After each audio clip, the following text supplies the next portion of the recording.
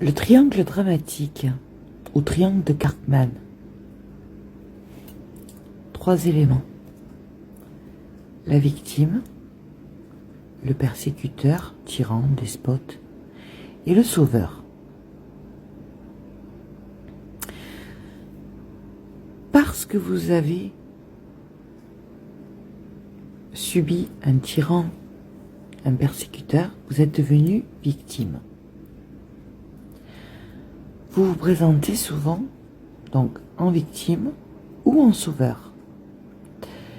Le souci, c'est que comme vous êtes dans ce triangle, qui pour moi est pire que le triangle des Bermudes, c'est celui dans lequel on se perd, et que vous allez sauter donc du coup d'un rôle à l'autre.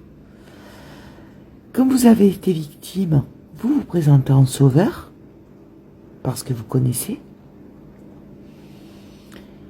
mais comme vous ne gérez pas encore vos émotions, que vous n'êtes pas stable, malheureusement, vous allez souvent glisser en tyran.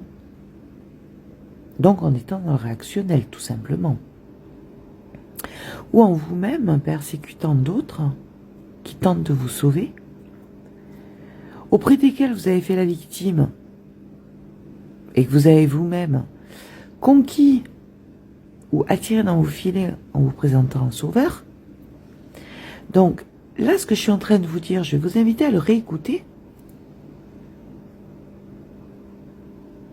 Parce que pour l'acceptation qu'il y a quelque chose à régler, qu'il y a quelque chose qui ne va pas, on doit aller vers le linéaire, le neutral, le fluide, le calme, le lisse, la paix, la sérénité, l'harmonie. Alors ça ne veut pas dire que ça va être plat, qu'il ne va rien se passer, qu'on va s'ennuyer, pas du tout. Ça veut juste dire qu'on va arrêter de faire comme la boule de flipper, là, d'aller taper dans tous les coins et de ne pas être stable.